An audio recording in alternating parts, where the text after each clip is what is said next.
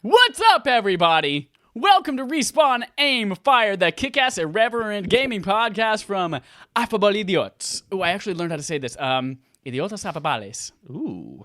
Yeah. Accent was good, too. Thank you. Idiotas Said the Affables. American. Your accent was fantastic. I'm Chad Michael Innes. We've got Holden DePardo. Hi, my name is Holden DePardo. That's me, I right here. swear to God, every single week it takes you like 45 extra milliseconds to say hi. And I'm like, is he going to say it? And we've got the dreamiest fan base of all time. Just makes me all googly gushy in the pants. And that's you. And you're joining us from all over the world right now. Are we streaming? Are we streaming right now? We are live. Yes, we are. You can catch us every Tuesday morning at 9 a.m. Eastern and put us in your ears with your favorite podcast service. You can put us in your eyeballs by searching for Respawn Aim Fire on YouTube. And if you want to break the fourth dimension, break it. Take it, bend it over your knee like Batman and Bane. You can do that by watching us live on twitch.tv/affableidiots like it's going on right fucking now every Sunday night at around 8 p.m. Eastern. We should change that to like officially call it like 8:20 because that's real life. Today's episode is brought to you by Affable Idiots, but we'll talk about that a little bit later after we get done talking about a bunch of things like The Last of Us 2 leaking. Don't worry, we're not going to share any spoilers. We've got some shit like Microsoft's earning calls, how many Game Pass subscribers there currently are, and more. But first, we're going to start every episode like we have the last 6 episodes with Game Court, attorney-based strategy for determining video game character guilt. Every week, we put your favorite video game characters and villains on trial for the heinous crimes they've committed.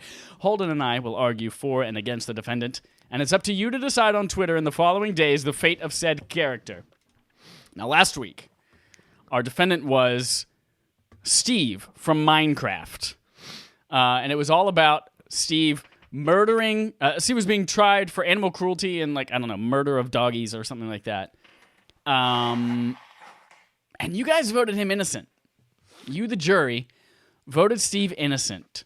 It was basically a 2-to-1 ratio there. And I'm starting to believe that you're only, whatever it is, whatever side Holden's on, that's the side you're voting for. And that's, not gonna lie, gonna make me pissed off. I'm going to start breaking shit. So today, you have a chance to redeem yourselves. This is how the law works. You've been on that lawyer side the entire time. That's ridiculous. There's a way we can track down your IP addresses, and we can come to your homes, and we can break into your house, and we can take every piece of china you have and throw it on the ground. That phone is not my dad. I threw it on the ground. Today, our defendant is none other than Ash Ketchum and the Elite Four. I already forgot to switch Holden when we started talking about Game. It's okay, I switched it right Siri now. didn't remind you. She didn't do it. Or he, whoever your Siri might be. A twat. Siri's an it. It is genderless. But you could decide. So Ash male, Ketchum female. and the Elite Four. Why are they on trial? Well, the charges by the prosecution, me representing the state, is that they encourage animal cruelty by pitting these monsters against each other, similar to like dogfighting. So that's the charges, animal cruelty. Holden will be defending Ash and the Elite Four. I will be making them pay for what they've done with the help of you, the audience. And I will also be the judge. Watch me do a spin and become the judge. Sorry, I couldn't spin all the way around because my headphones are wired. I'm going to do it again. Hello! I'm all rise for the honorable judge, dipshit. Oh, my chair moved so far away. The standing up gets me every time because I refuse to do it. I'm never going to stand for the judge. And I apparently win all these cases. I'm like the Ferris Bueller of lawyers. I just walk in. I don't appreciate the system. I do my own thing. Boiler. Hello, I am the honorable judge, dipshit. Sup, Dallas? Will the prosecution please state their case? What's up, Dallas? Thank you for calling us fuckers. It means we fuck. It means we are we get laid. Hi, thank you, honorable judge, dipshit. I know people pronounce it all the time like dipshit, and that's offensive. It's French, dipshit. I'm here today, ladies and gentlemen, to convince you that Ash and the Elite Four are guilty. Knowingly guilty. Now, you might be asking yourself, why? These Pokemon enjoy it. They get something out of it. They're our pets. They're meant to fight. They're bred to fight. Yeah. We're dogs bred to fight? Yes. We're humans meant to fight? Yes. In the gladiator age, when they had no rights, we as humans fight today by choice. We choose whether or not we beat the shit out of each other for sport, and we call it MMA. These Pokemon don't have the mental capacity to make this choice by themselves. That's why they can't create a will for their belongings when they die. That's why they cannot vote, because they do not have the mental capacity to know what's best for them and make the choice. We have to make it for them. And because of that, when we choose as human beings to force them into battle, we are putting their lives at risk, we are torturing them, and it's not fair. And frankly, it is cruel to those animals. I'm done. Thank you, sir. Defense, your turn. The hypocrisy is astounding. Here is the state coming to Ash Ketchum and the Elite Four and saying, you are against the law. But who allows companies to make Pokeballs that catch these Pokemon? The state. Who allows Pokemon centers that heal these Pokemon after they have fainted in a battle? The state. Who enables the Elite Four to even operate as an organization in countless regions in the world of Pokemon? The state. To put Ash Ketchum and the Elite Four on trial here from the state is pretty rich, considering what the state themselves has done to enable these practices. But these are not terrible practices. These Pokemon never die. They only faint. They also choose their masters. They don't have to. They can leave that Pokeball and escape it. By staying in the Pokeball upon being caught, it is them accepting their new masters. The Pokemon bond between trainer and Pokemon has lived on for years. And despite what Dallas might be saying in the comments about me peeing on people... Yes, there is a witness who has testified that you do, in fact, pee on people. I will let it stand. The hypocrisy here is astounding, and this whole trial should be dropped. I rest my case. Prosecution closing statements. Thank you, Your Honor. I've been waiting all day for this. This man can't even admit that they aren't battling, that they aren't participating in animal cruelty. All he can say is that the state's in on it. So he, therefore, is admitting that this is cruel and unusual punishment, but he's saying don't blame these people when they are the pinnacle of the Pokemon Battle League. They are the private foundation, the Battle League, that I've decided is not run by the state. They are the top. We need to take... This is the Al Capone of the Pokemon Battle League. We need to take them down to prove a point and set a precedent to stop battling and harming Pokemon. Whether it is the state's responsibility, whether it's a private company's responsibility, no matter who's at fault, it needs to stop, ladies and gentlemen. And it starts at the top. Trickle-down economics. When you pee on something, it trickles down on the rest of their body. Holden pees on people. You cannot trust this man. I rest my case. This will be used every trial against me now. And just for the record, I will make it known that Dallas, who just said Holden pees on people as a reason not believe me, he's now said, wait, Holden's mustache is fucking epic, like Final Fantasy VII Remake epic. Innocent. I know Dallas is not anything said while he's not here, on the witness stand, but he is does not count. But he is a boss, even not a witness expert, but he's a boss, and I'll take it. But beyond that, I didn't say that it was animal cruelty. I will not cede that ground. What I said is that the state is just as complicit as Ash and the Elite Four as the state is. So for the state to only go after Ash and the Elite Four isn't fair. It's an abuse of power in that case, because you have more authority in society as the state than Ash or the Elite Four. But on top of that, again, it's a voluntary action. The Pokemon chooses the master. They don't have to join, but they do. We learned this from the Detective Pikachu movie in the opening scene. It's there, it's present, it is in lore, it is fact. And you, sir, the state, Mr. State, are a hypocrite. Please, Mr. State is my father, and he prefers to be called the man who bangs my mother.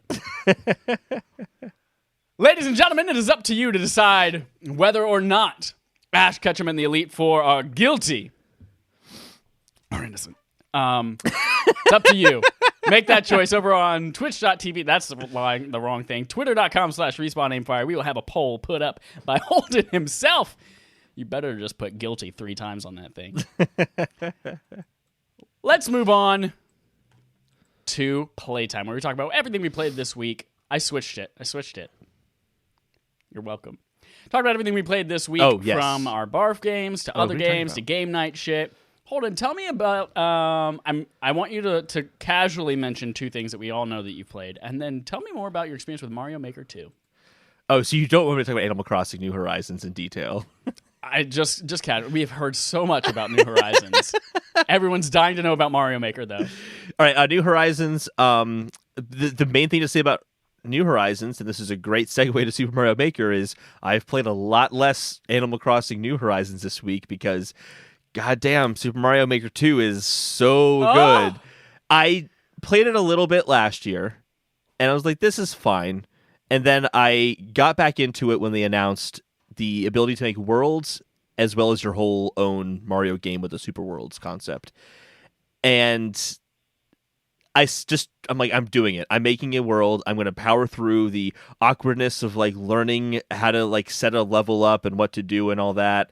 And I made what I think is a pretty good first level. I made 3 levels this week, and I'm only willing to show one of them because I think only one of them is worth it. I'm on the 2nd level right now, and I just finished the kind of first challenge obstacle in that level, as opposed to like main obstacles. So you have to do to beat the level. And once you start to get a grasp of how that creation system works, it is so fluid. It's really surprising. And the instant gratification of, I just laid this out, let me now play it immediately, see how well it works, and then after I test it, jumping out and kind of fixing it up or making adjustments where I need to, is such a satisfying process. I'm totally enamored. I'm addicted. Like right now, I'm thinking, look at you.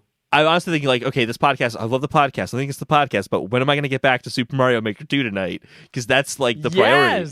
I and love before this, you were not normally a game creation guy, right? No, I wasn't. Mostly because I find the tools really restrictive. I don't like, for example, like, you have a platform, and the platform can move in a certain number of directions, or it can be one of the platforms that drops. But I can't control the speed of how it drops. And, like, things like that start to get kind of frustrating for me. And I just have to look past it.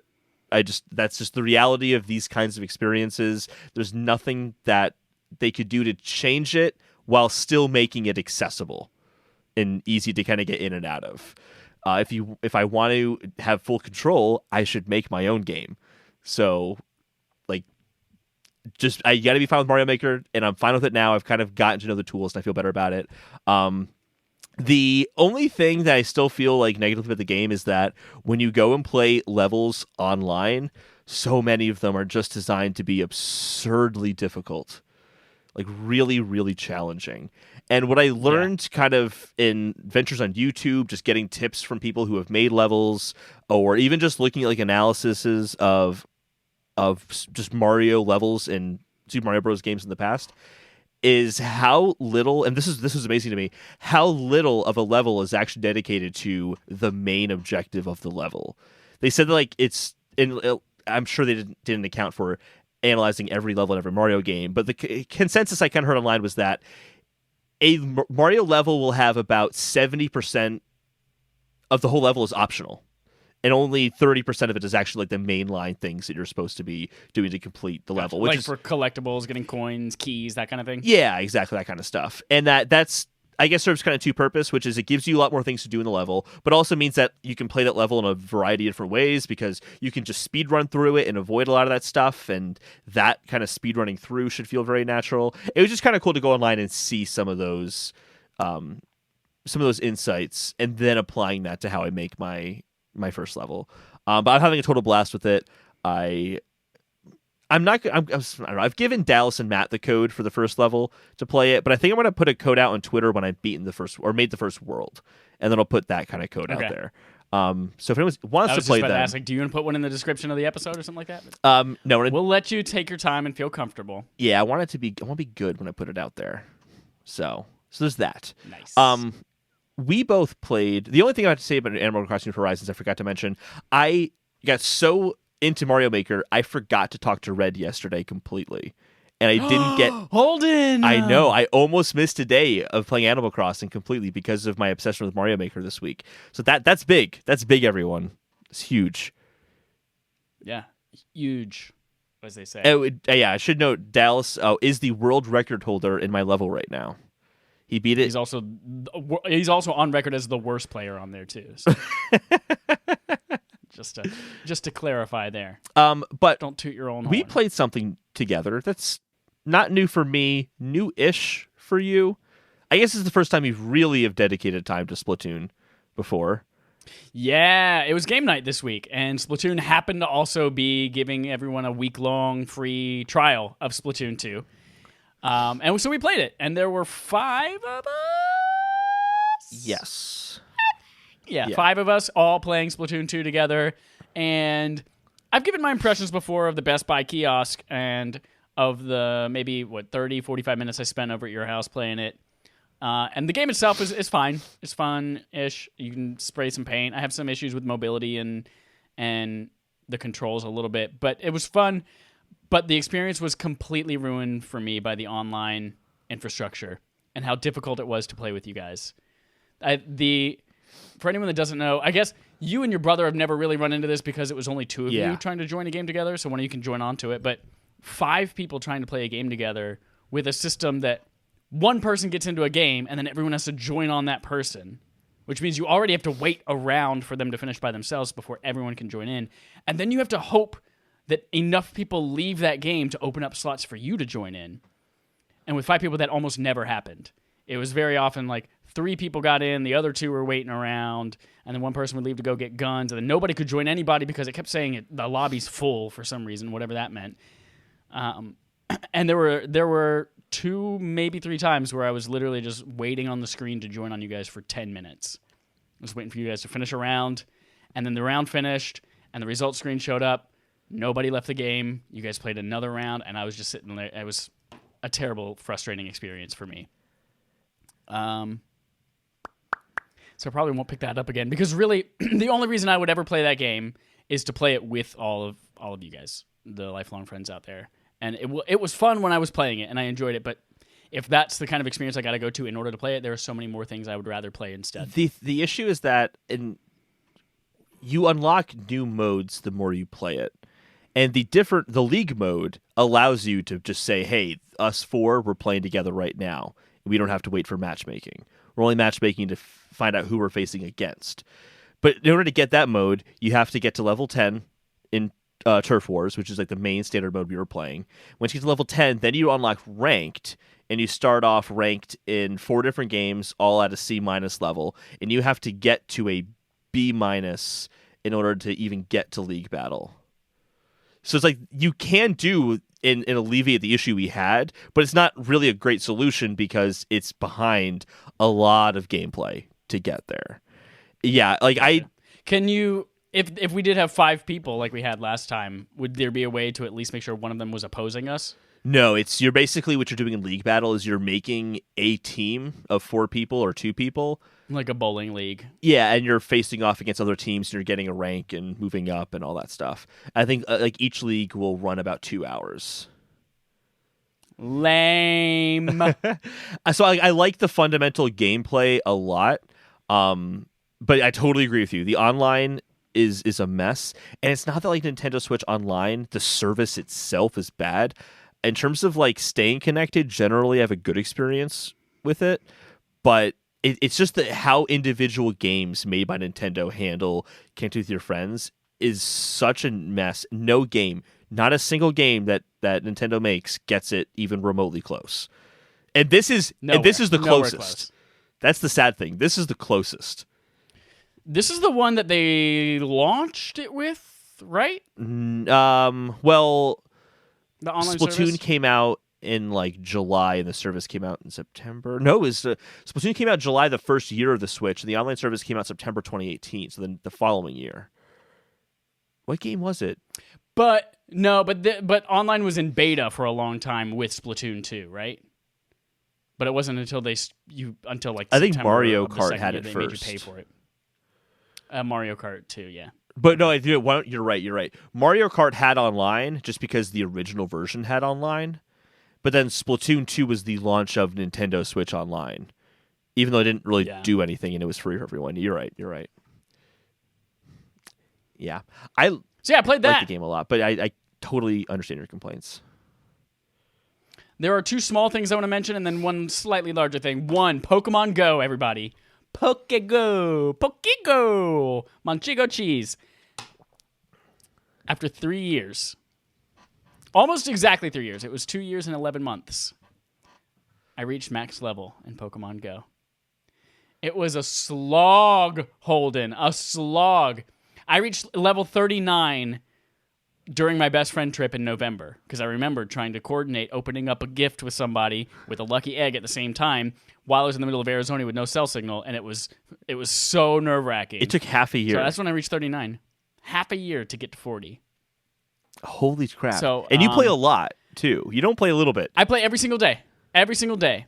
Now, I could have gotten there faster if I had like a raid group and I went and did raids, because raids get you a lot of experience, but I didn't. I would only ever really participate in raids if they were able to be done solo, or if I happen to be out like on a community day or something like that and I see people in a group gathered in a location and I assume based on the way that they're dressed and the way they're holding their phones that they're playing Pokemon Go, and then I will like sneakily like get close enough to join the raid with them but not actually interact with them because I'm secretly an introvert.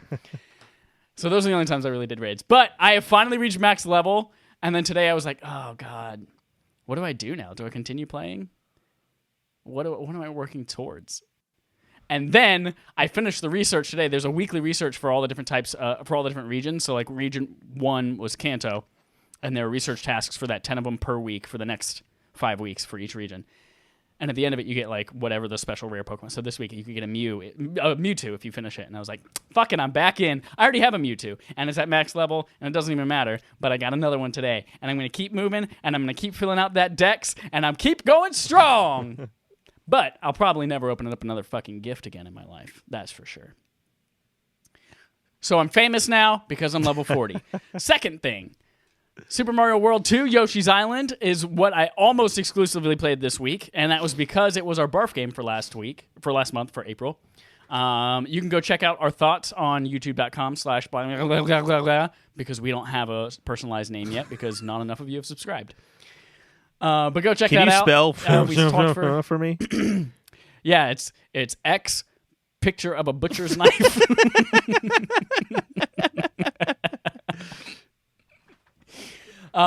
We were both actually kind of pleasantly surprised by that game and liked it a lot. It was my first time playing it, and I didn't know that it was. I thought it was going to be my 4th or 5th, but surprise.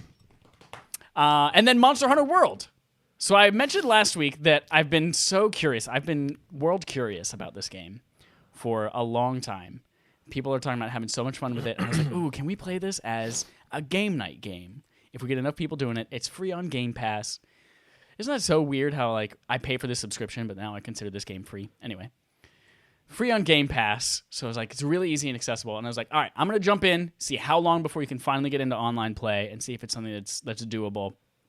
And I'm not going to subject everybody to that, because I spent almost an hour. It was 52 minutes before I got my first weapon in that game, and the rest of it was running around, watching a lot of, like, kind of so-so cutscenes, tutorials. This is our city. Let's walk slowly through it. This is where you'll go and get so-and-so. Don't talk to them yet because they don't have shit to say to you till you have a weapon. Walk through the town slowly. Is it one of those things where it's like, we're going to walk slower than your character model is even capable of walking? Oh, I hate that. Yep. It's the worst. Yep. 100%. So I did that for a while, and then I finally did go out on a hunt, and I used this cool weapon that's like a sword and shield, and you charge up shit, and then you can transform it into a giant axe and unleash shit. And so I finally went on a hunt. I had to kill a bunch of lizard things, and this was like an hour and 15 minutes into the game. And then I came back, and like immediately after the hunt was done, I apparently excavated these bodies and picked up all these materials and shit like that. And then afterwards, it just said, "Do you want to sell all the shit you picked up?" And I was like, "I don't know. I don't know what any of these 14 things are. Do I want to sell them? Do I want to keep them and use them to upgrade shit? I don't know." And then so I was like, there's a system I don't understand yet.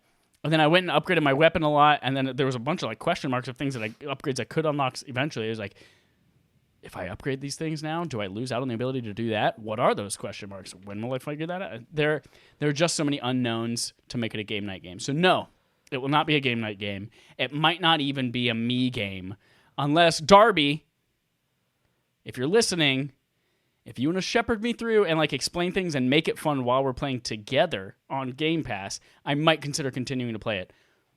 But yeah, I think it's going to be one of those things that if I play it at all, it'll be a select few people. If I'm bored on a Monday, reach out and say, "Hey, who wants to play this real quick?" But it's not going to be everyone start from scratch and play the first hour and 15 minutes so that we can finally get online together. And even then, the online service is still janky, kind of like Splatoon, where you do it mission by mission. But if there's a cutscene, then nobody gets to see the cutscene until that it's weird. So I'm a little disappointed. I was curious. Now I've come back, no longer curious. But everyone has their experimental phase, and it's good to do that, just to know and to learn. It's true. You got to get it out of your system. Or you got to experience it, because who knows? Something beautiful might come from it. And if Darby helps you out, you might actually like the game. Who knows? Who knows? Got to try everything twice. Let's move on to our fetch quest today. We're going to be talking about a bunch of shit in here, starting with May's PlayStation Plus lineup is nothing but simulators, says Jordan Devour at Destructoid. 2 games this month are Cities Skylines and Farming Simulator 19. Woo! Get pumped. Now, Holden, this is not a month for me, but I'm a little peeved at all the hate going around the internet. About this month. From everything that I've heard, Cities Skylines is actually an excellent SimCity type game. If you're into that kind of game, that this is absolutely worth your time. And if Farming Simulator is your type of thing, apparently this is Farming Simulator sells so many copies that we didn't even realize people were buying. So I'm pissed at like people who are starting the petitions on change.org to make PlayStation change the games. This is a terrible. It's a fine month. It's just not a month for you. Yeah, and you need they will change them next month when they give you 2 more games for free. That's right. And in their defense, the last 3 months have been bangers. Absolutely. And they usually have really good months. And yeah, these games aren't for me either. But I still know they're good games in the genres that they're a part of. And I think that's kind of what Game Pass is about. Or not Game Pass, is services like PS Now's free games and Xbox Game with Gold is saying PS Plus. Yeah, sorry. Too many services. The whole point of it is saying, hey, you don't have to pay anything for this. You might not have ever put money down in Cities Skylines, but are you tempted to try it out now that it's free? That's kind of the point. Case in point, Dallas says in the chat, Skyline is dope. Boom. Shaka Khan. Moving on. May 2020, Xbox One's... Chicken One. Xbox One's Games with Gold titles are revealed, says Nick Biazzo at Game Ranks. They are as follows: V-Rally 4, Warhammer 40,000 Inquisitor Martyr, Sensible World of Soccer, and Overland 2. Now, this is a month that fucking And they're not sucks. getting petitioned. No, they're not. It's because most everyone who has Games with Gold also has 100+ games on Game Pass, so it doesn't even matter. I have Xbox Live, and I've never once, first of all, felt compelled to add the game to my library, because I just don't usually care about the games that are on Xbox Game with Gold. And it really is completely worthless compared to Game Pass. I remember you made a prediction that when you said it, I was like, oh my God, this has to happen. There's no way this won't happen. And that's that Xbox Games with Gold will just become Game Pass. And it'll just become the same thing. I'm like, that's brilliant. That makes so much sense. Why wouldn't they do that? Why haven't they done it, Chad? I'm sure we'll see some kind of announcement soon when they announce more about the next gen stuff. There was a time where I actually where I paid for a year of Xbox Live up front, which I think I've only done once, where I did go actually and redeem these games on a semi-regular basis. But my Xbox right now is only it's an exclusives machine, which is therefore a Game Pass machine. So I pay my $1 for Game Pass every couple of months to get it for $1, which, by the way, you can do right now. If your subscription is lapsed, which mine will do tomorrow, you can go and get another month for $1. Wait, seriously? So, yeah. Yeah. Oh. If you do not have a current active subscription, whether you're new to it or you've used it before, you can now renew for $1. I will be doing that. Why wouldn't I? Yep. Too funny. Yep. That's what I do. I just wait for it to lapse, and then inevitably there's some kind of crazy-ass deal on it. Next up, Sonic. I am going to stab my eyes. It's Sonic. Sonic. It's Sonya Blade, movie director. No, Sonic, movie director. No official plans for sequel yet, says Brian Shea at Game Informer. Which is a shame, because that movie was maybe the best video game movie of all time. So to hear that they're not even... Like, it's been, 2 months since that movie came out? It was Valentine's Day. 2.5 months since that movie came out, and they haven't greenlit a sequel yet? And seeing how well it did? The only reason I can think they haven't greenlit it is COVID stuff. They don't know when they could get started on it, I guess. But, they can hire a writer who can write from home. Right? Or just release the same movie with a different model of Sonic in it. Boom. Color him gold, call it Supersonic. Sonic 2. Wouldn't put it past any studio to do that at this point. We need to do something. This is Avenger. They know they can do it in 3 months. They delayed it from November to February so that they could make Sonic again. Yeah, they're just going to take Avengers, Infinity War, and Endgame and just, mishmash the scenes and replace, Thanos and, Red Skull's coming back. And, Avengers 5, everyone. Next up, Reggie Fils-Aimé has launched a gaming podcast, says Jordan Alderman at IGN. His new game podcast called Talking Games is him and journalist Harold Goldberg, and they will host 7 charity-focused episodes to help raise money for homeless students in partnership with the New York Video Game Critics Circle. That's super dope. They don't have any episodes out yet, but they're coming. One, it's cool to see Reggie Fils-Aimé probably speaking more candid than normal. Although he's probably still buttoned up PR talk, even though he's still not a part of Nintendo yet anymore. But to hear him talk about this, and then, of course, for charity. And he's teaching at... Where is he teaching? Is it NYU? He's teaching it's it's prestigious. University. It's like Columbia or something like that. Yeah. So he's teaching there. And so this obviously makes sense then why he's having this go towards homeless students. Dope. Can't wait to check that out. And then, I'm really interested to get your opinion on this one. Dreams has a demo that's been announced in a trailer called Trial and Unlock, says Nick Biazzo at GameRanks. Holden, with your newfound love of Super Mario Maker 2, are you going to jump into this Dreams demo? No. Because that's time away from Super Mario Maker 2. And what? No. But Dreams allows you all the control you want. I know, but I'm really into making a Mario level right now. And if I make a Mario level in Dreams, I'll get sued, apparently. Not really, but... Yeah. So I can't do that. Speaking of a Mario level in Dreams, some of the things that were featured in this Dreams trailer surprised me at how they made it into an official Sony trailer. There were a couple things there was clearly a ripoff of Astrobot in there, which I get. It's a Sony property, so I'm sure they didn't care as long as it was a cool level to entice people. But then there was a game where it was Kirby. The enemy was the little Waddle Dee guy from Kirby, but instead of Kirby, it was a fat unicorn instead. I was like, that is clearly a ripoff of Kirby, and you're featuring it in a trailer, an official trailer. It's just for different your game. enough. Just enough, yeah. Well, but that enemy was not. That enemy was straight up the Waddle Dee. Interesting. Have you ever played a Kirby game? No. Have you ever played Kirby Superstar? Oh, what? I played Kirby Air Ride. Kirby Air Ride. No, didn't you play that new easy-ass Switch Kirby game? Yeah, I played 2 worlds, and I was like, nah, and I stopped playing it. That's why I totally forgot about it. Yeah. Great game, 10 out of 10. Oh, man. Cool. That's it for our Fetch Quests. So about a month ago, the highly anticipated... Sorry, we're moving on to our Sony Quest log. About a month ago, a highly anticipated Last of Us Part 2 was delayed indefinitely from its May 29th release date. It's my sister's birthday. But the wait won't be much longer. We have a few stories related to The Last of Us 2. One, release date update for The Last of Us Part 2 and Ghost of Tsushima from Jim Ryan at the PlayStation blog. Now, the official Last of Us Part 2 release date is June 19th. And Ghost of Tsushima, which was set to come out a week later, will now come out on July 17th, which is 2 weeks after its initial release of June 26th. I guess technically it's 3 weeks. 3 weeks after its initial June 26th release date.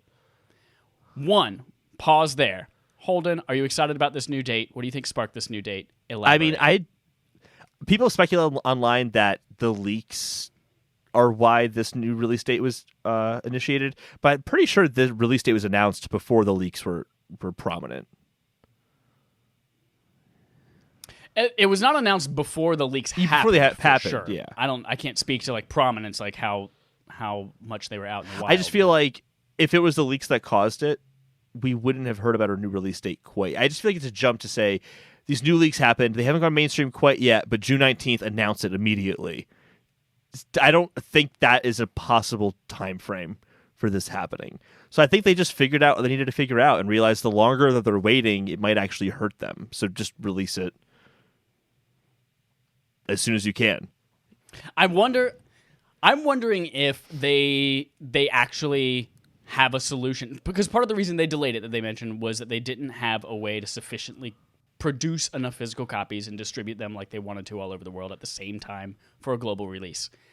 And I'm wondering if this means that they figured it out. Like, do they now have the ability to produce enough discs where they didn't before? Have they figured out a change in the production chain? Does this mean good things for all the other games that were potentially delayed? Like, will we see them have sooner release dates than we thought?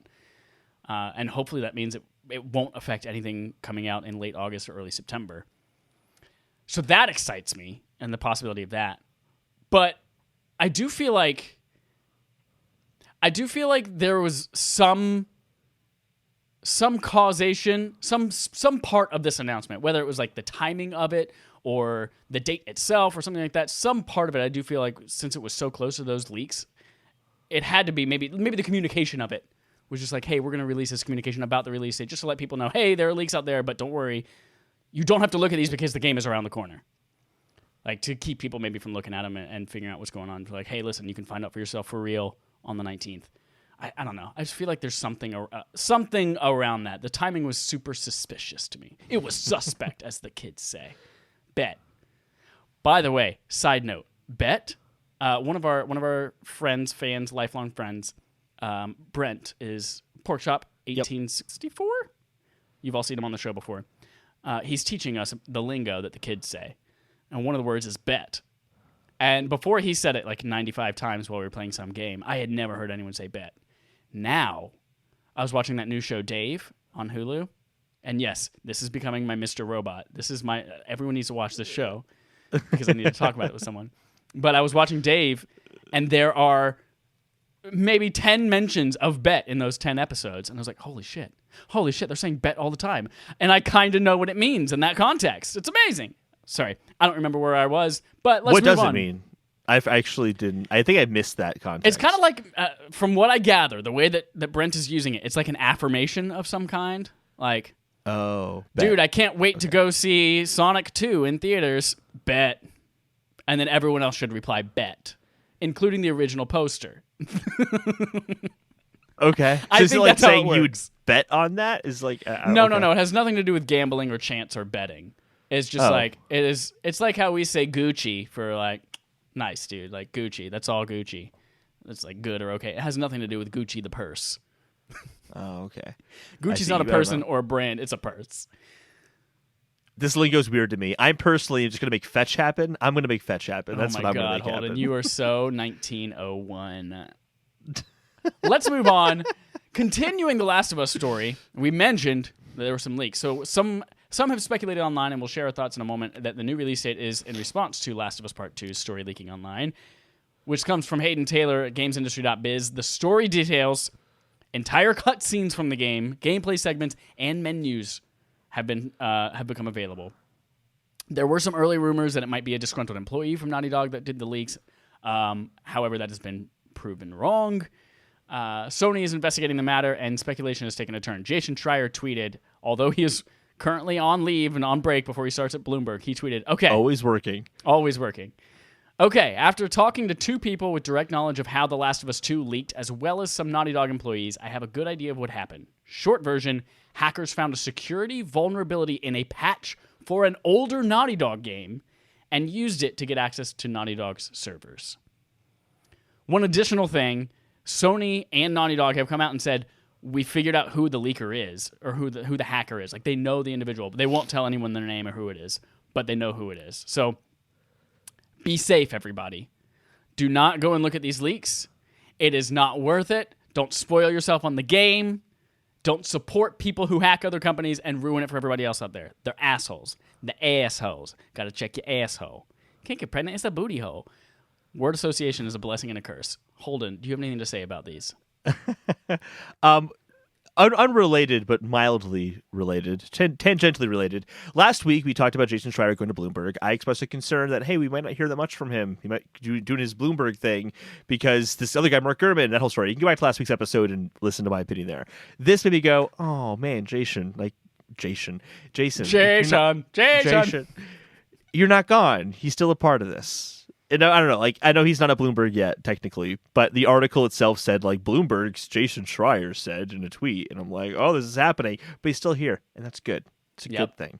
But he's on the topic of this, yeah, I'm not at all surprised here. It's actually not a disgruntled employee, because everything we've covered with Naughty Dog is like, yeah, they have a really rough practice there, but it's because of volunteer efforts and people wanting to put in the hours. And I can't imagine someone being like, oh, I'm working 12 hours because I want this hairline to look incredible, and oh, fucking Naughty Dog. And then they leaked everything because they're so upset. Like, I don't think that makes any sense.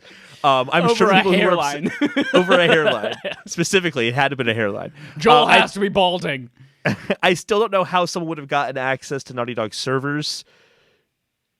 Like, the speculation that it was there was a patch, I guess they said here, there's a patch in an older Naughty Dog game, and they used it to access the Naughty Dog servers. Is Naughty Dog really keeping the information on The Last of Us Part 2 on the same server for the multiplayer for The Last of Us? That seems strange to me. I don't know. Why would there be a Jack connection? and Daxter? What happened to Jack and Daxter? I don't know. That's the older game that they could have hacked from a patch. It didn't have to be the multiplayer. Oh, yeah. Was there multiplayer? There's Jack...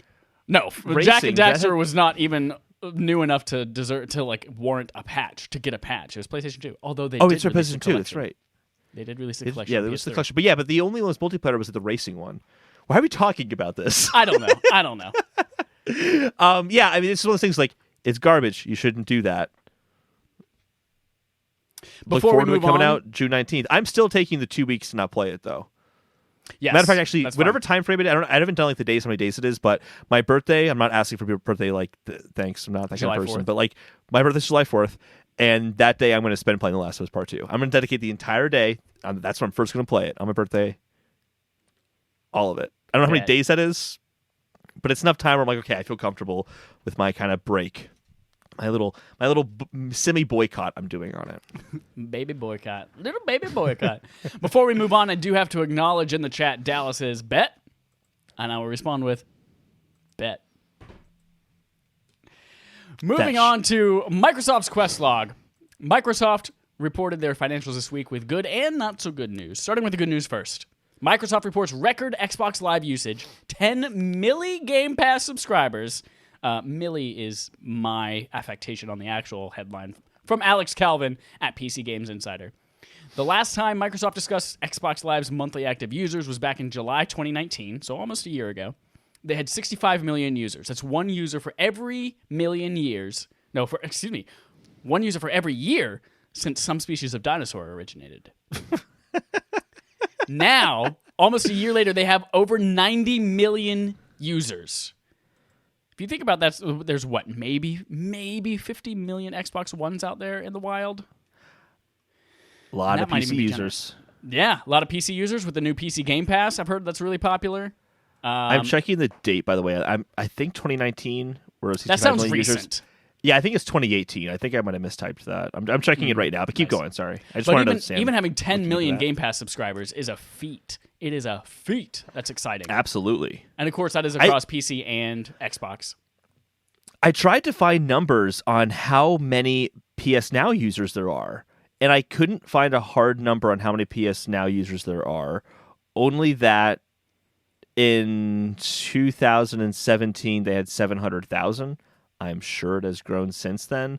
But I think the only numbers we've gotten in relation to like comparing these two services is all like how much profit they made. Like I think it was PlayStation Now has made double the profit of Game Pass or something like that, or triple the revenue or something like that. But they've been out for way longer. And they were also charging $20 a month as opposed to Game Pass always being $10 a month. Yeah, and I feel like in half now. I feel like if PS Now had jumped from 700,000 to close to 10 million, they would have been talking about that. So this is a huge win for Microsoft really getting those services in, which we've talked about before. I don't know if we've talked about before, how hardware sales is no longer really the determining factor of how successful you are. And I think there's some truth to that, but also hardware is still really important. We both can agree services is where things are going. So for Xbox to have that huge of an increase over PlayStation, assuming at least, but I think it's fair speculation, against Sony, that's huge. That's huge for them. Even, let's say, in the next generation, Sony still sells more consoles than Xbox. Xbox is going to be just fine because they have that services revenue. It's good for them. That's right.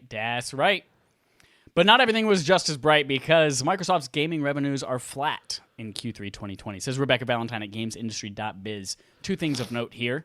Despite revenue from the Xbox content and services being up 2%, as we kind of mentioned there with Game Pass and Xbox Live, the Xbox division as a whole was actually down 1%, and hardware revenues specifically were down 20%. Now, to me, that 100% makes sense, and they should have seen it coming, and I'm sure they did. But hardware revenues dipping 6 months before they launch a new console makes complete sense to me, that people aren't going to go out and buy something that they know a newer, better version is right around the corner. And traditionally, we see that happen anyway right before a console launch as well. 65 million people, going back to the correction, was in 2019, July 2019. Whoa. Yeah. Specifically June 30th when they announced their financial call. So probably before that date, they hit that milestone, but they announced it then. When did PC Game Pass happen? That was E3 last year? Let's look it up. I feel like that was E3, which makes sense then. If they were able to add almost 30 million users, I assume it's from roping in PC people. Yeah. Also, last year on January 30th, they had announced that, January 30th, 2019, they announced that they had doubled in 1 quarter, doubled their subscribers just for Game Pass. So I'm sure Xbox Live has also had similar growth as well. So I feel like people who buy Game Pass, Game Pass Ultimate, but also people who would just, even if they're not buying them bundled together, the kind of person who would get Live or who would get Game Pass is probably getting Live to begin with as well. So I think they might have similar upticks based on the numbers that we have. Interesting. Are you still looking up something? Can I move on to Nintendo? I can't find it. It's fine. It's not a big deal. Yeah, let's move on. Moving on to Nintendo Quest Log. Not yet. Not yet. The numbers are flat. It's also a new generation of consoles coming out in the fall. This is not news. This is how it works. So this isn't concerning in any way, I don't think. No. Sony will announce the same thing very shortly, I'm sure. Yep. Nintendo Quest Log. Between rumors of a 3D Mario All-Stars bundle and a long gap between last September's Nintendo Direct and last month's Direct Mini, a new Direct didn't seem too far. That is, until Nintendo allegedly delays their June Direct, which was supposed to occur during E3. From Dennis Patrick at GameRanks, Nintendo has apparently delayed their June E3 Nintendo Direct. So because of local lockdowns due to COVID-19, obviously, Nintendo has had a hard time finalizing their plans. It's also worth noting that in neither of the big new things that are happening, whether it's Geoff Keighley's 4-month game thing or IGN's Summer of Gaming, neither of them include Nintendo in these plans. And then, hold on, I believe you want to ask me, can Nintendo afford to wait any longer to announce games for the last half of 2020? We don't know anything. Before I answer that question, when we talked after the last Direct Mini, you made a really strong case about going back and crunching numbers and looking at all the history of Direct Minis followed by Directs, and you said there was going to be another Direct sometime before E3. I did, and then the week after, I said maybe not because. I corrected the Zelda prediction, but not the Direct prediction. You're right. I could have sworn that we made some kind of bet around that. This is not a use of bet in the slang term. This is a gambling type thing. I could have sworn there was some kind of bet around that. Or maybe I was just like, God, I hope you're right. I don't remember. But somebody go back in time, listen to that episode, and let me know if Holden owes me like a pizza or a back rub or something like that. A back rub? I had to fly to California to give you a back rub. That seems heavy. You have to wear a mask and everything. The whole flight over, everything. Yes, and you have to back rub me with gloves, 6 feet apart. You have to put plastic Halloween glove hands on the end of a broomstick. Can Nintendo afford to wait any longer to announce games for the last half of 2020? Yes, I think they can. Whenever they announce it, however they announce it, and whatever they announce, they will dominate the conversation as they always do. People will be right there to snap it up. So even if they wait until August to tell us, hey, at the end of August, we're releasing Super Mario All-Stars 2, they're going to be just fine. There will be enough buzz to let enough people know before it drops. Yeah, if the only thing they're releasing for the rest of this year are the Super Mario remasters, yeah, they can do whatever they want. They could and say, I would hope Metroid Prime Trilogy.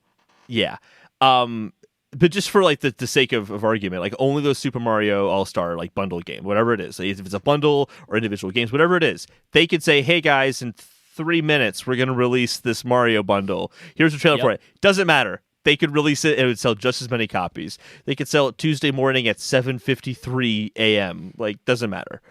So I think they can definitely afford to wait. It really comes down to, I think, more of if they are going to release that Paper Mario game coming out. I also heard a rumor that they're going to release Mario Kart 8 Deluxe DLC for this year as well, which would make sense. There's another rumor that the big game for end of the year is going to have tires in it. Mario Kart 8 DLC sounds more likely than a Mario Kart 9 right now. Considering how many people have bought Mario Kart 8 Deluxe, how many people would buy the DLC for it? They're just asking to print money. Like, that made so much sense when I heard that. If they're doing that, they're doing the Paper Mario game, if they're doing the Prime Trilogy, kind of taking all the stuff out of the vacuum and looking at everything now, it'd be tough to wait till August to announce all those games and the release dates. But it also comes down to as well, is it a bundle for those Mario games or is it individual games? The individual games they're releasing alongside the Metroid Prime Trilogy, Paper Mario, Mario Kart 8 the DLC. It's a lot of stuff to like build in before December. So basically between like September and December. It's a lot of stuff. They could do it, but it's a lot of stuff, especially when you're in that hot period of next gen news. That is going to be the hottest period of next-gen news. All the hype is building up to that point. Nintendo, I think, needs to make their case before that huge next-gen push comes into play.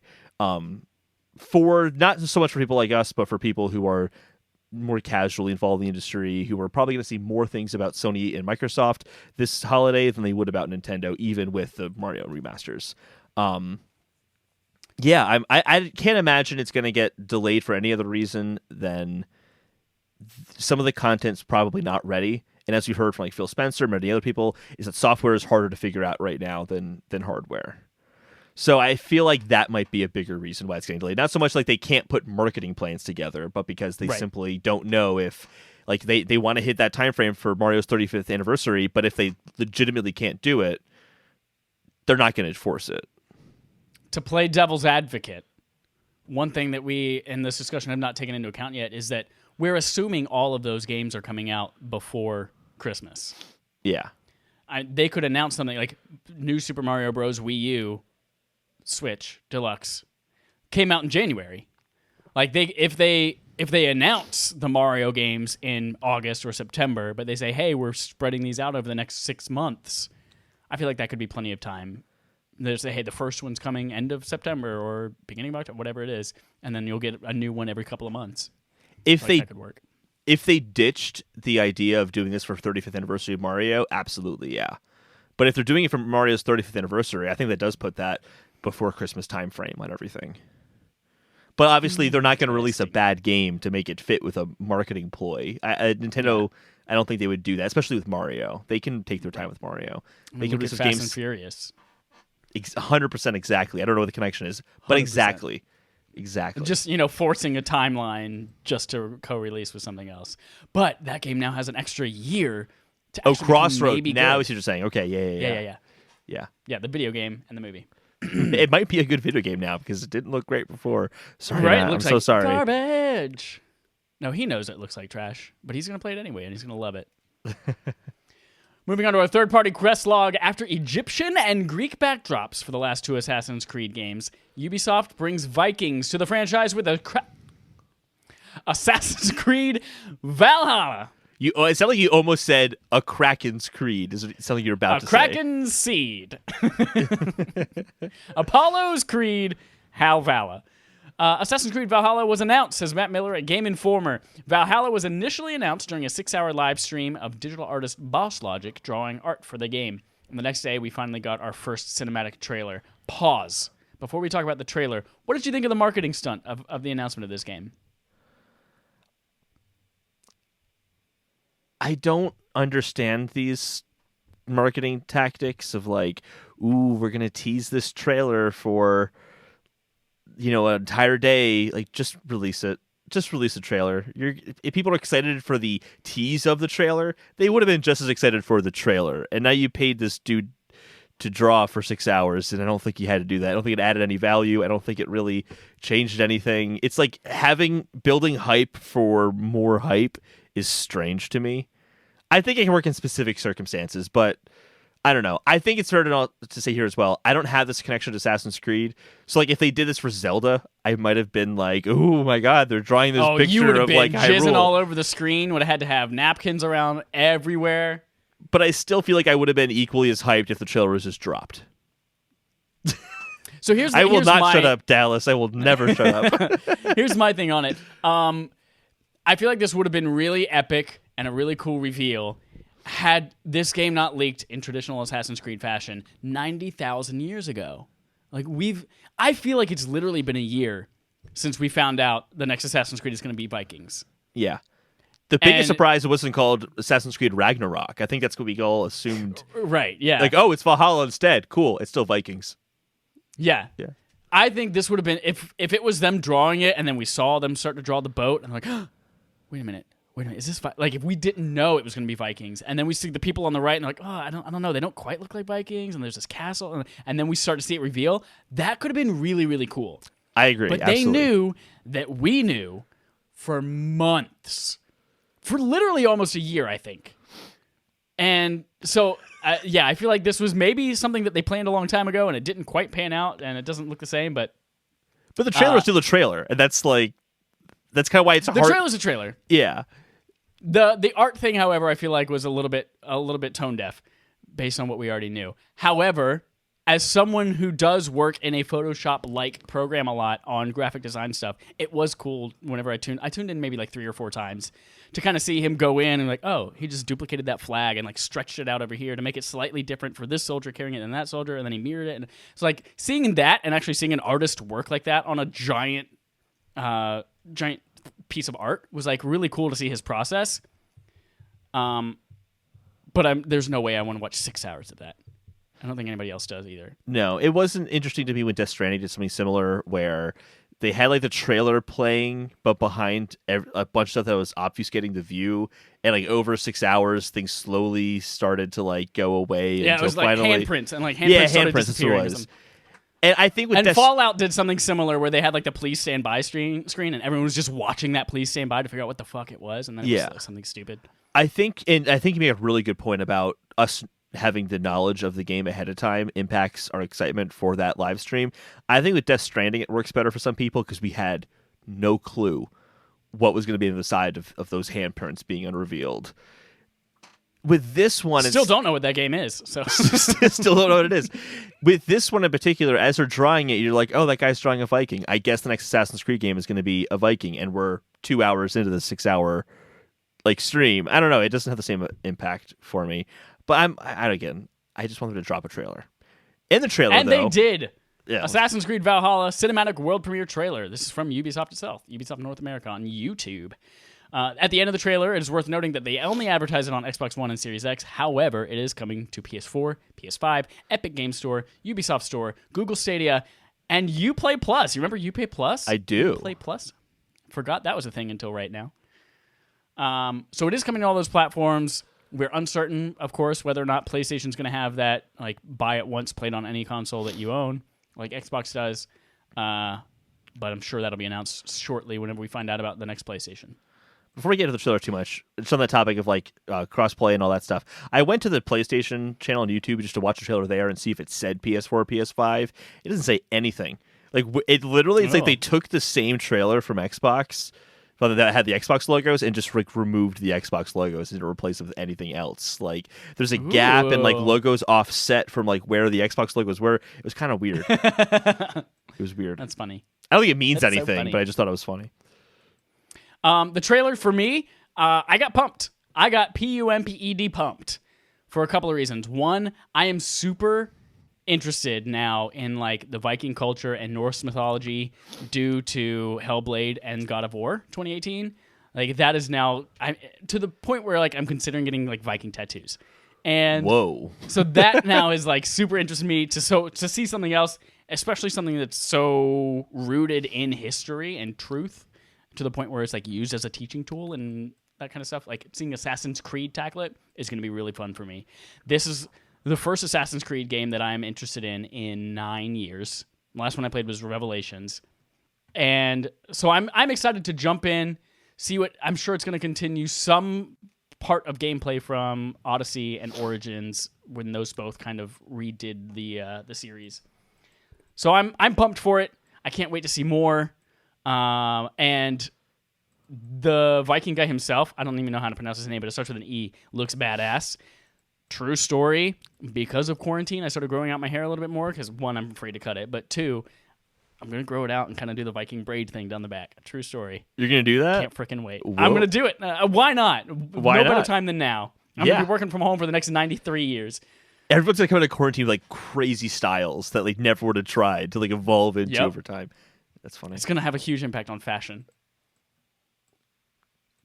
But you're not as hype on this game?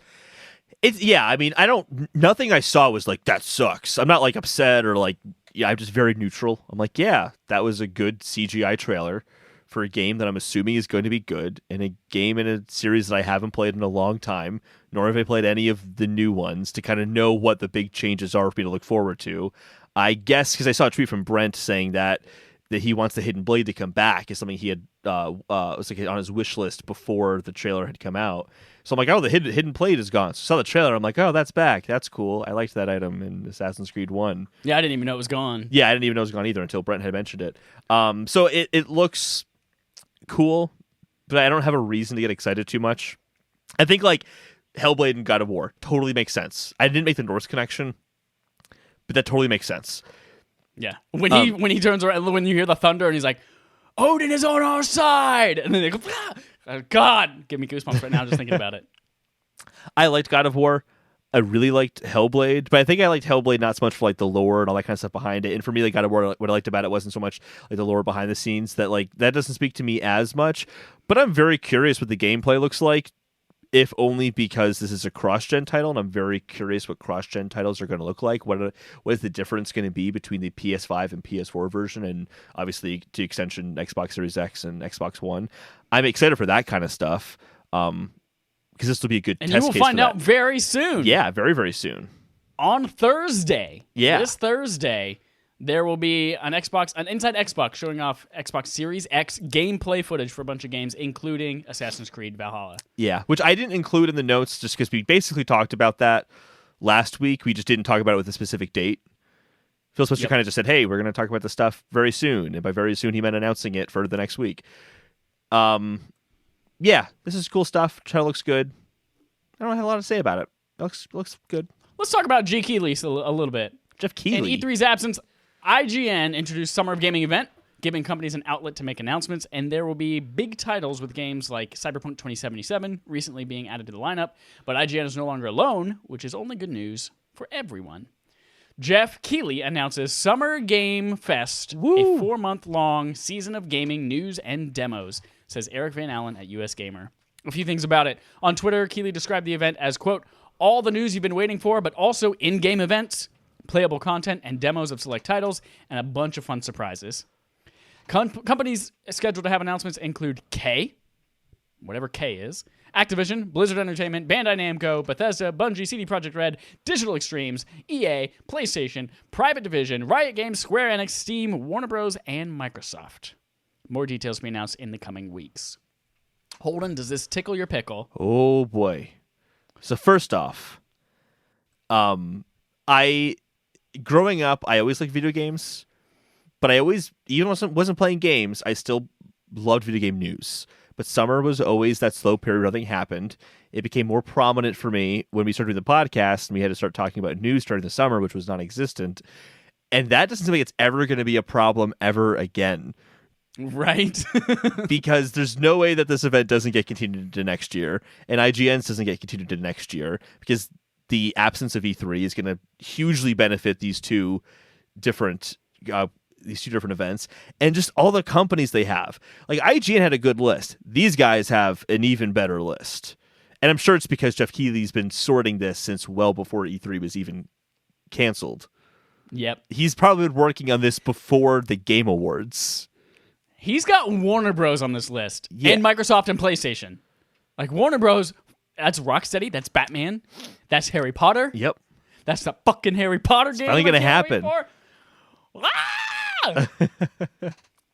I'm excited as fuck. I'm excited for two reasons. One, it will take all of the games that normally get overshadowed at E3. Maybe they have a lackluster reveal, they don't have a trailer in a big conference, but they're featured elsewhere on the show floor or something like that. It's going to take them and give them a spotlight sometime over the next 4 months, which is really cool. So we're going to learn more about games that otherwise would have been passed over.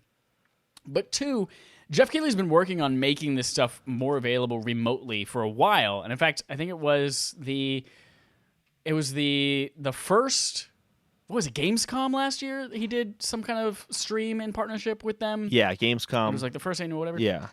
Like Gamescom opening night live or something like that.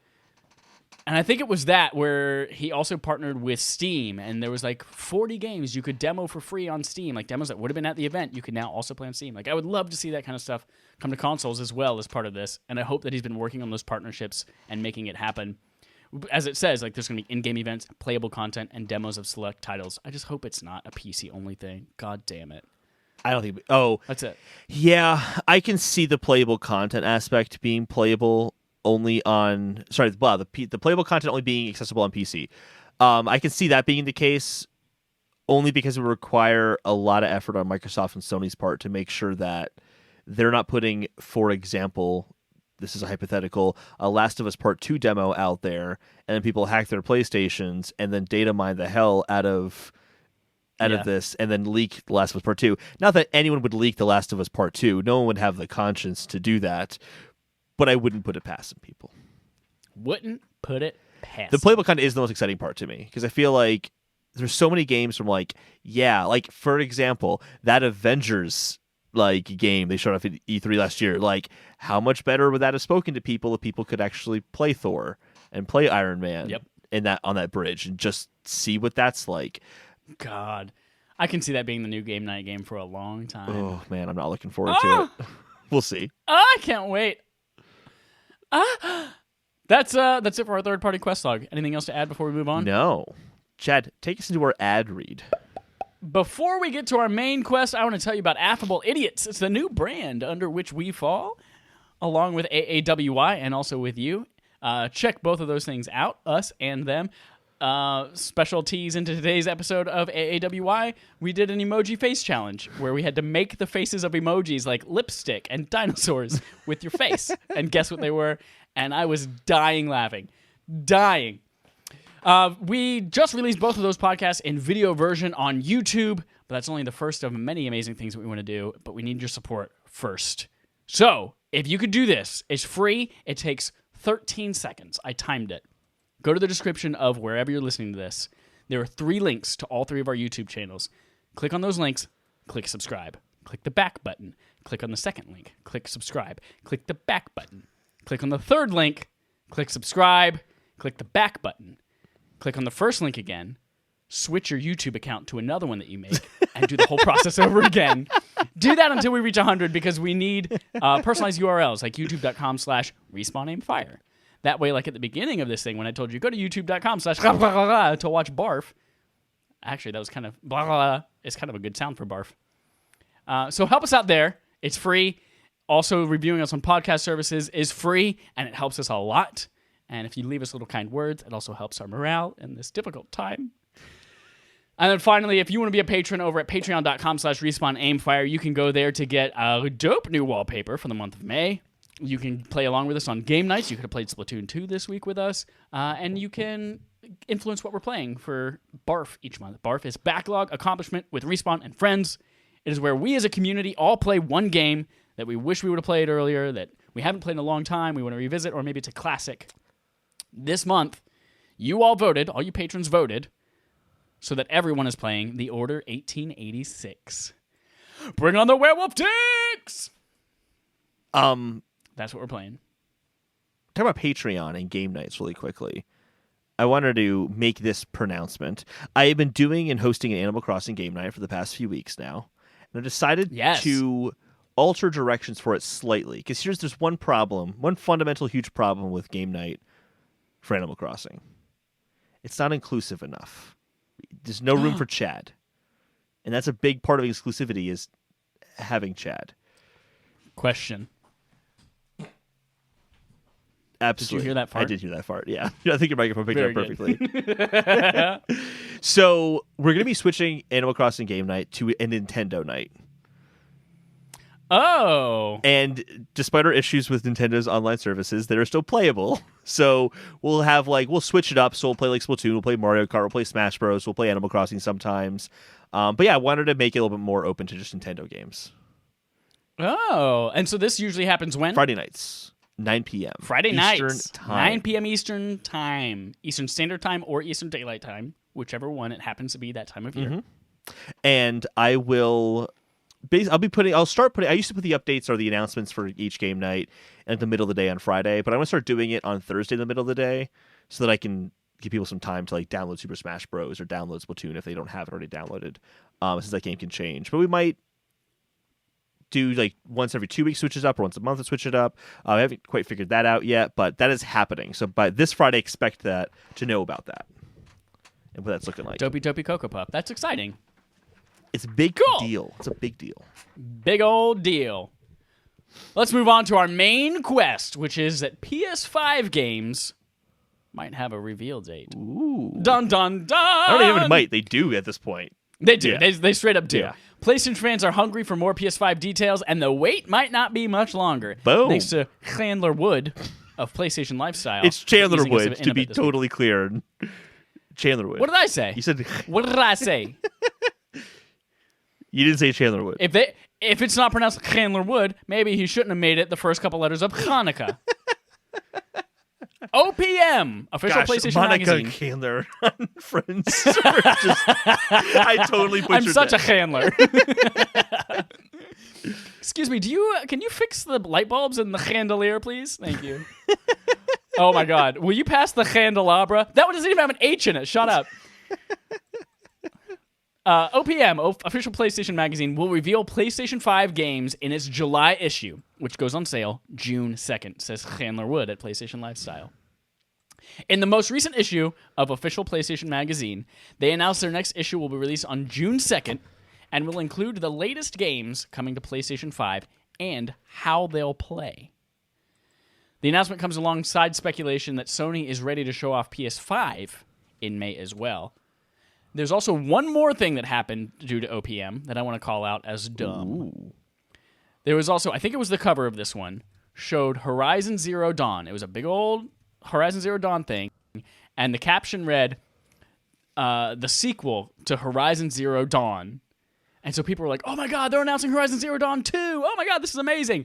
And the next day, PlayStation tweeted, there's been some confusion about the official PlayStation magazine.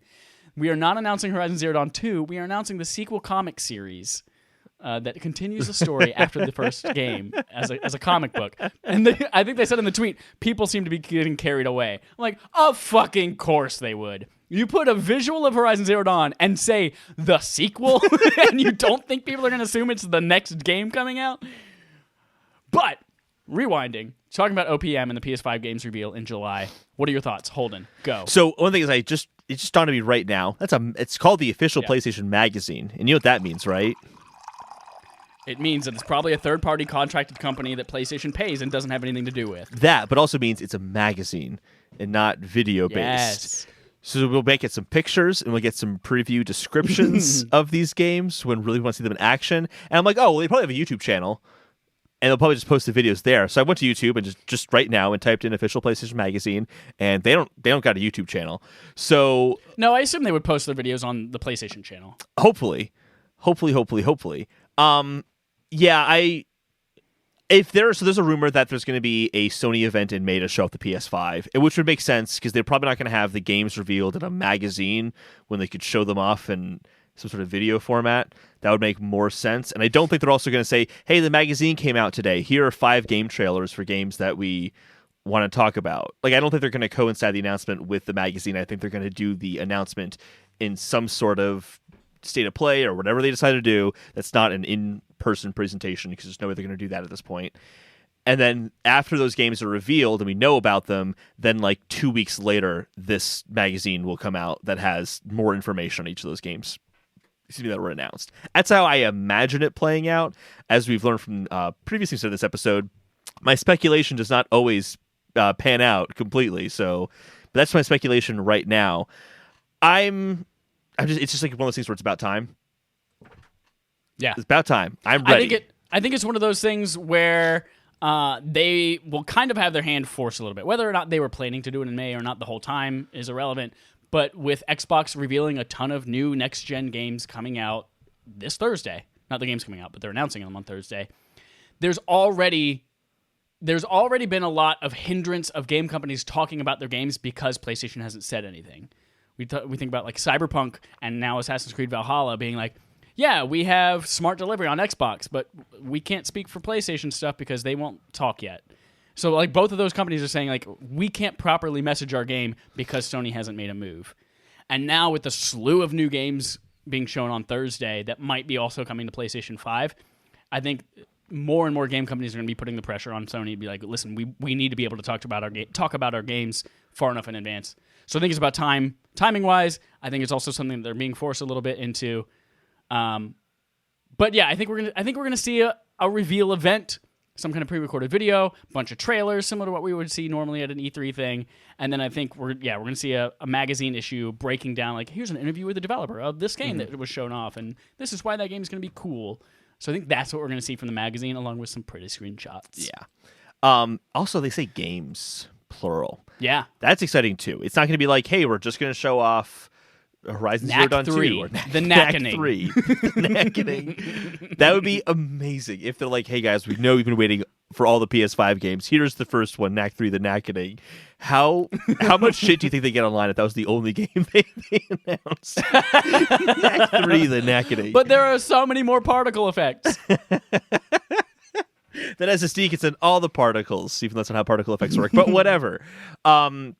So, yeah, I'm curious what the games are. I feel like at the event, we're going to see something along the lines of Spider-Man 2 and God of War 2 are being worked on. We'll see something like that for those kind of sequels because it's kind of we know you're working on God of War 2.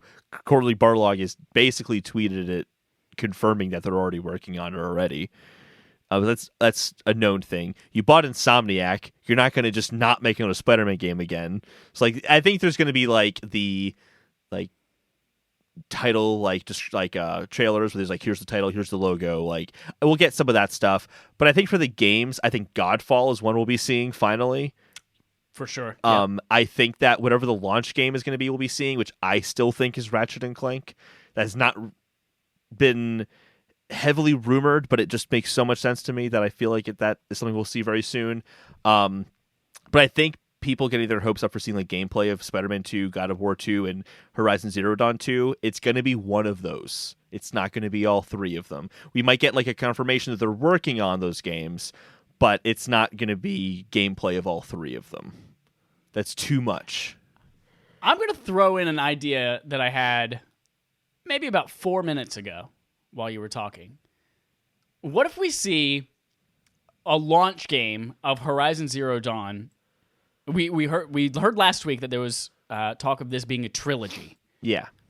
what if we see a game that's not a full-blown sequel, but it's kind of the ground zeros to Metal Gear Solid 5 Phantom Pain? Interesting. Where it's a taste of what the next-gen experience will look like. It's a maybe 5 or 6 hour experience, but it's a way for them to... Because according to that talk, like, it was originally planned as a PS4 game, and then it's being ported or moved to PS5. What if they did something like that as a way to kind of test the new hardware, test the new software and what it's capable of before they commit to an entire full game in that experience? And that would make sense for it being a trilogy then. Like, if they had truly planned for it to be, like, 2 big games, and then you maybe have this one smaller one bridging the gap as, like, a gameplay experiment. Even further branched from that, we had heard about multiplayer play. What if this is just, like, a standalone multiplayer Horizon Zero Dawn experience? Like a raid-based, like, I don't know, like not a Warzone, like, go and Battle Royale Horizon Zero Dawn Battle Royale. But it's a standalone. Maybe it's a free-to-play. Maybe it's a free-to-play, like, monster hunting experience with Horizon Zero Dawn in the new engine with the new combat techniques just to kind of get you into them before the next huge game comes. You said a lot of incredible things right there. But you're welcome. Can we just take a moment to do a now flesh it out with a Battle Royale Horizon Zero Dawn game where you're fighting enemy opponents and then a fucking huge dinosaur T-Rex storms in and you have to think about that too? Doesn't that not sound insanely awesome? That does sound awesome. Can I give you 2 other things to think about? Yes. With all of the variety of weapons that you never tried in Horizon Zero Dawn because you hate anything that's not the first thing that you get. Like all the trip mines, the grenades, the different types of bows. With all of these types of things, a siege style, like maybe you're protecting a village and you have like 2 minutes to set up traps and tripwires and all these kind of things as people come in, and then you have to fight off like other people, another team trying to break into your village.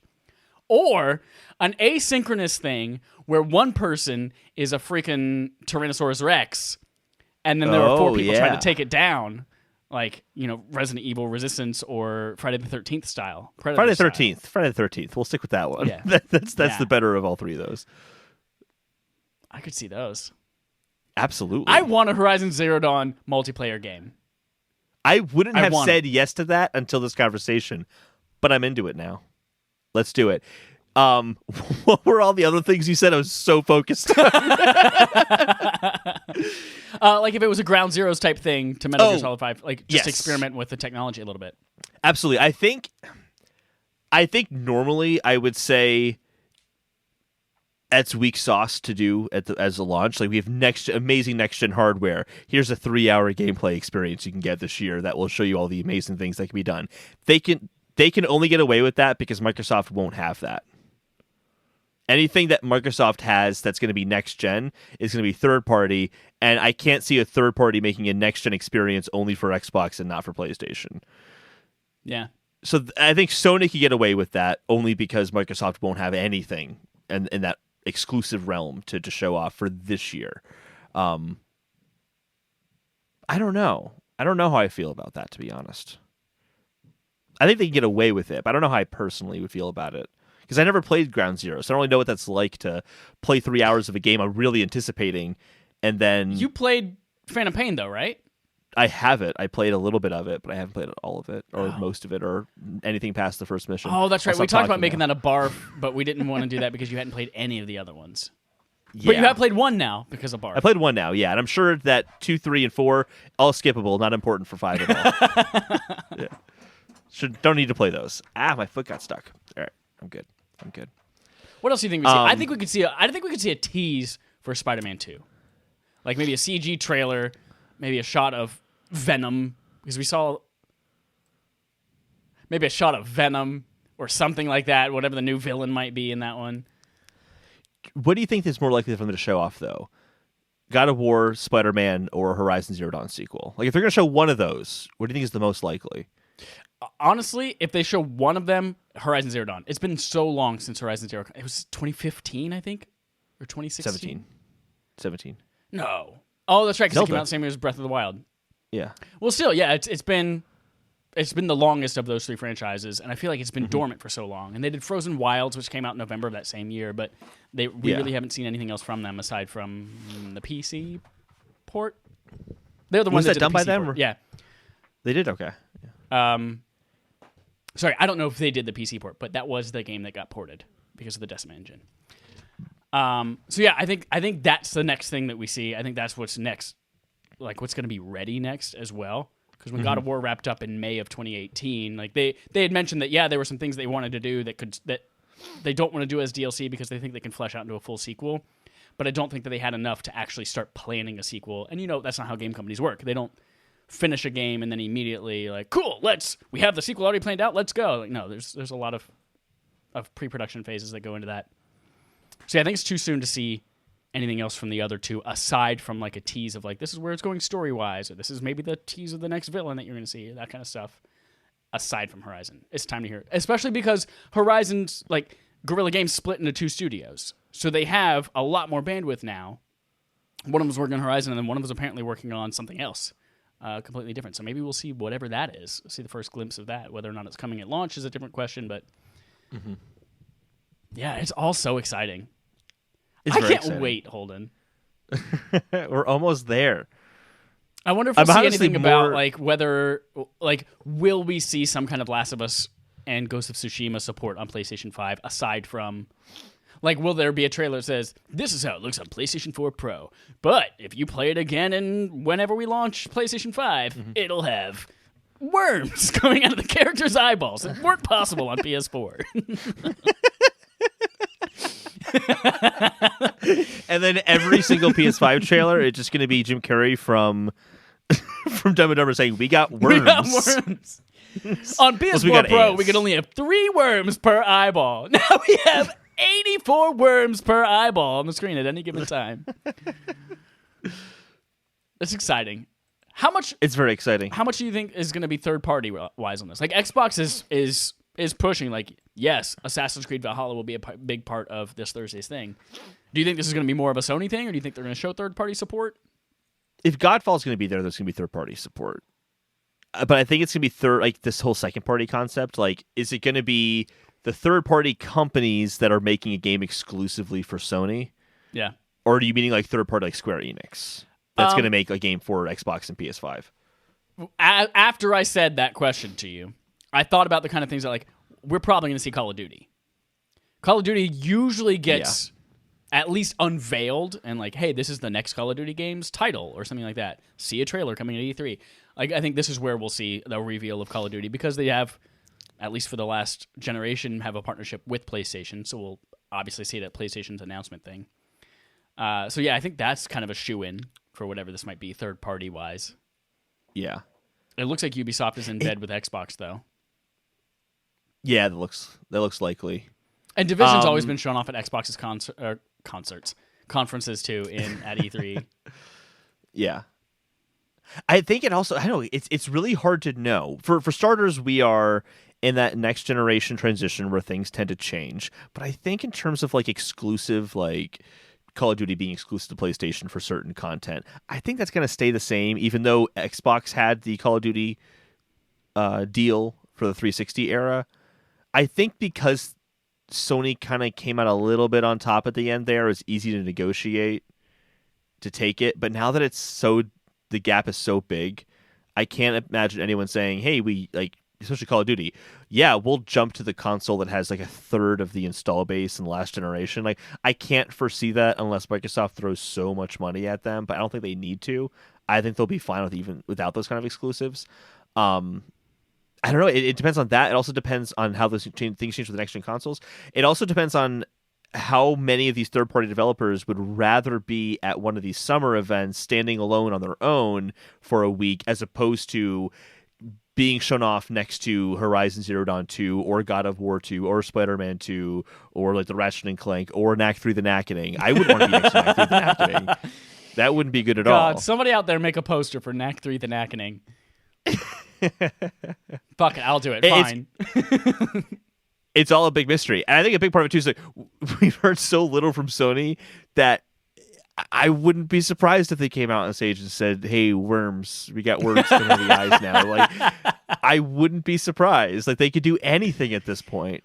But it's just, for me, there's this solace in it's at least another month of not knowing what the hell is going on with the PS5. In 4 weeks, actually literally from 4 weeks from today, when we're recording this, May 3rd on Sunday, we will know.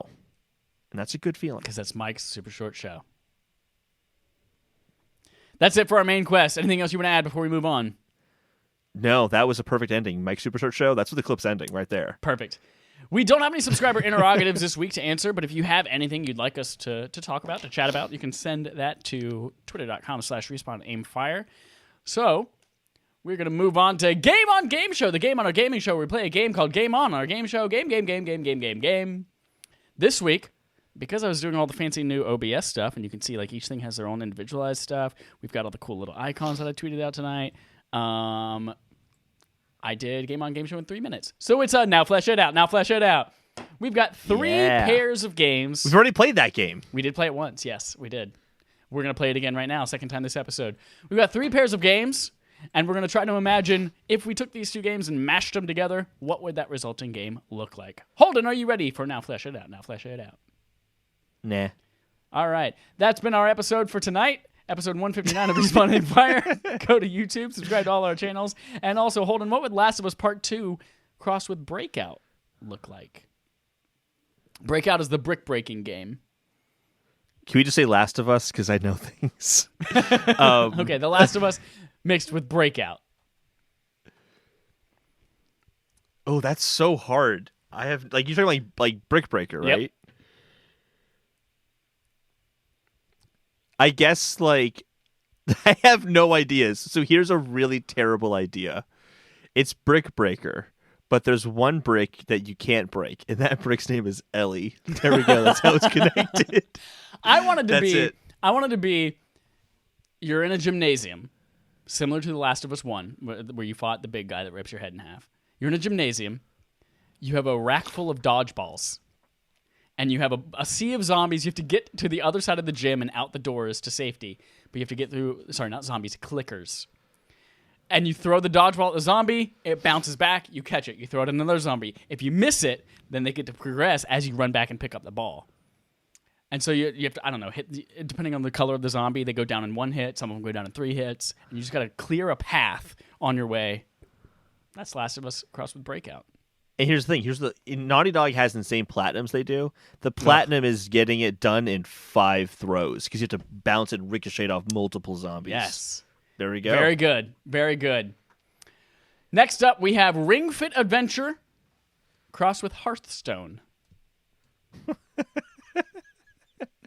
Oh, I got an idea. Here you go. Damage. When you take damage, it's related to some kind of physical movement. Like, if I hit you for 5 fire damage from my imp, whatever it is, then you have to do 5 push-ups or something like that. Ooh, I like that. Yeah. Gotta burn those calories. Fire damage. Get it? Or like how Ring Fit Adventure has you playing out the actions you're doing on screen. Mm-hmm. What if it was just like Hearthstone, but you actually have cards in front of you, and you put like paper cards down on a real table and you play Hearthstone just like you play it on the TV, you're playing it in real life. Just like you're exercising in real life, but exercising the TV, same kind of, it's just a card game. I'm going to take that and give you another suggestion. What if all of the cards are workout related and you're not actually moving yourself, you're just sitting on your ass playing this game, and each, like, your attack is calories burned. Like, I'm going to play a Wii Fit Trainer. But on the Wii Fit Trainer, I also have this accessory that I pulled out called sprinting shoes, which means I triple the calories burned when I run for 200 meters. And then that now does so-and-so amount of calories, and I beat you. I don't know. That's No. Okay, so this is how that works. Okay. I get what you're going at. Here's how it works. Your attack cards are junk food. Oh. God, if I could have a whole deck full of Taco Bell. And your defense cards is like working out. Oh no, I had that cheeseburger because Chad played the cheeseburger card, but I'm going to play 30 minutes on the elliptical, and I'm going to work that, or at least part of that cheeseburger off, and that's your defensive move. Boom. Boom. Boom, Shaka Khan. Last one. Captain Toad Treasure Tracker crossed with Uncharted. So Uncharted.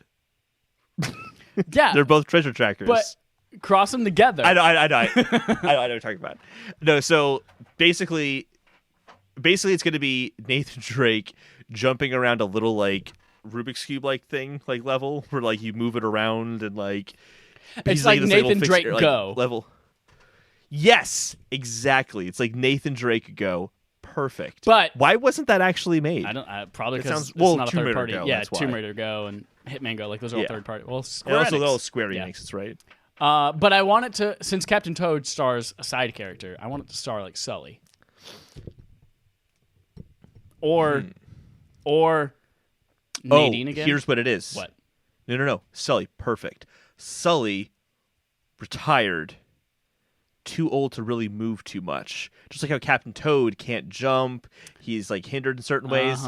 Sully's got the walker, and he's just like slowly like moving around, but he's still going into tombs and stuff. He's just like, hey, there's like the little arm holds I could like climb up, but I can't do that anymore. You got to find a way to like with your walker to get where you need to go. Perfect. Always. You can't hurt enemies because you can't shoot a gun and use your walker at the same time. Plus, his eyesight's gone a little bit in his age. Yep. So, like he can't aim. He has dementia. Well. He's got dementia. Very often, like your level will just change completely, and it's like that feeling of dementia. Like you don't know where you are anymore. You go and you like. I shouldn't laugh at that because it's a really sad thing. And then your objective is find the key again. Like, what the hell? Where'd the key go? And it's already in the hole. Who the hell did I hit? That's it. Dallas has a question for us. We have a subscriber interrogative now. He says he wants to know, marry, fuck, kill, Splatoon, Warzone, or Siege. All we have to do is kill Splatoon, and I'm happy. I don't care how the other two land up. I don't think this is a fair question, because I like all those games for very different reasons. That's why it's a great question. Obviously, for me, kill Splatoon. Did not enjoy. 0 out of 10. Warzone and Siege, however. Warzone is one of those where, like, there are two things. One, Warzone is an orgy. It's a 150-person orgy, which is good to have like once, but it's something that like you do it too many times, you're going to get an infection and die. So we're going to fuck Warzone.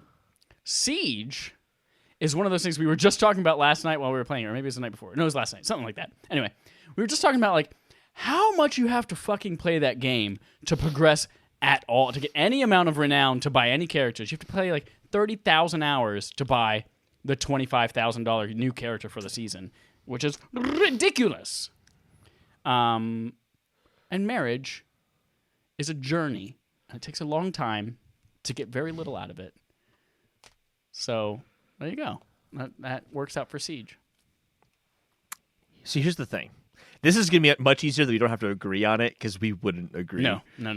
At all. There's no way we would agree on this one. So the thing about marriage is that not all marriage is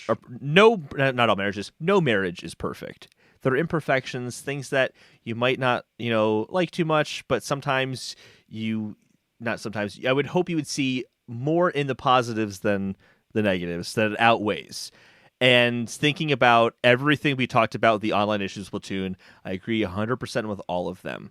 But when it comes to the gameplay, I feel like I get a lot more out of the gameplay of Splatoon than I do out of Warzone and Siege. And in the sense of, I played Splatoon over the course of a long period of time now, a few years, and I still feel like I'm learning things. I still feel like there are things I can get better at, things I can work on.